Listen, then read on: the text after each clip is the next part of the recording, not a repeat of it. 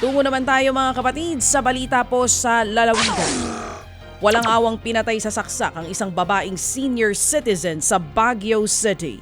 Sa loob nga ng bahay, kitang-kitang patak ng dugo ng kinilalang biktimang si Kosha Fernandez na isang negosyante.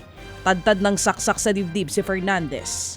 Nagawa pa niyang magpasaklolo sa kanyang kapatid na kapitbahay lamang nito, pero namatay din ang biktima.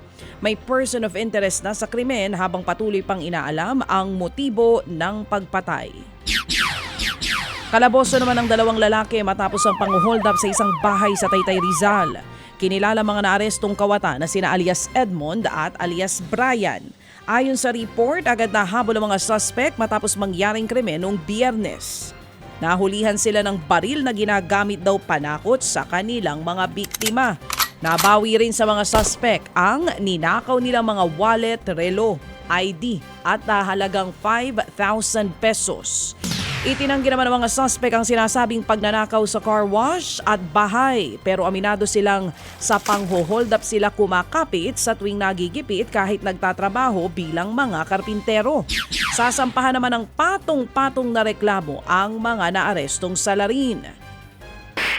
Hindi naman bababa sa 12 dolphin ang nasagip matapos pong ma-stranded sa dalampasigan ng Apari, Cagayan. Ayon sa report, unang natagpuan ang mga dolphin noong linggo. Sa pagsusuri naman ng mga veterinarian na pag-alamang may sugat sa buntot ang mga ito. Kalaunan, dinalang mga dolphin sa tanggapan ng Bureau of Fisheries and Aquatic Resources para maipagamot. Nang bumuti na ang lagay ng mga dolphin, pinakawalan din ang mga ito sa dagat. Ted Filon at DJ Chacha ngayon nasa Radyo 5 92.3 News FM Monday to Friday 6 to 10 a.m.